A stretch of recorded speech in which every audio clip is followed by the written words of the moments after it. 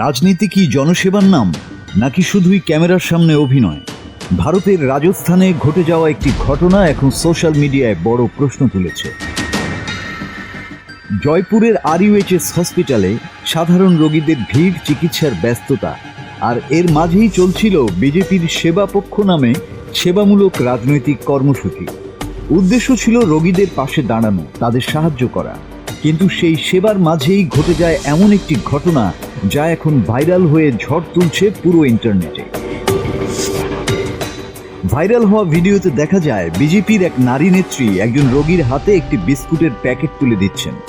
ক্যামেরার সামনে ছবি তোলা হচ্ছে, সবকিছুই যেন একদম সাজানো দৃশ্যের মতো। কিন্তু ঠিক ছবি তোলার পরই ঘটে যায় অদ্ভুত সেই ঘটনাটা।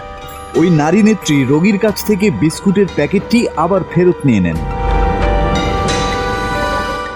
মাত্র 10 টাকার একটি বিস্কুটের প্যাকেট, কিন্তু ঘটনাটি এখন বড় বিতর্কে পরিণত হয়েছে। সোশ্যাল মিডিয়ায় অনেকেই এটিকে বলছেন PR স্ট্যান্ট কিংবা মার্কেটিং নাটক। অনেকেই মন্তব্য করছেন রোগীর কাছে আগে থেকেই বিস্কুট ছিল, তবুও শুধু ছবি তোলার জন্য ওই আয়োজন করা হয়েছে। জানা গেছে এই অনুষ্ঠানটির আয়োজন করেছিলেন শেওপুর ডিভিশনের বিজেপি নেতা বীরেন্দ্র সিং। যদিও দলীয় কর্মকর্তারা দাবি করেছেন তারা সত্যিই রোগীদের সেবা করেছেন। অন্যদিকে ওই নারী কর্মী সাঙ্গানের বিধানসভা এলাকার বাসিন্দা, যা রাজ্যের মুখ্যমন্ত্রী ভজনলাল শর্মার নিজ নির্বাচনী এলাকা। ফলে বিষয়টি রাজনৈতিকভাবেও আলোচনার কেন্দ্রবিন্দুতে চলে আসে। ভিডিওটি যত ছড়িয়ে পড়ছে ততই বাড়ছে বিতর্ক, সমালোচনা আর প্রশ্ন। তবে বিজেপি নেতারা অভিযোগ অস্বীকার করে বলেছেন হাসপাতালে কোনো পরিকল্পিত ফটোশ্যুট করা হয়নি।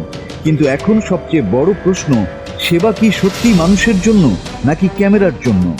ঘটনাটি নিয়ে আলোচনা এখনো থামেনি, আর সোশ্যাল মিডিয়ায় বিতর্ক চলছে সমান তালে। মাসুদ হাসান, বাংলা টিভি।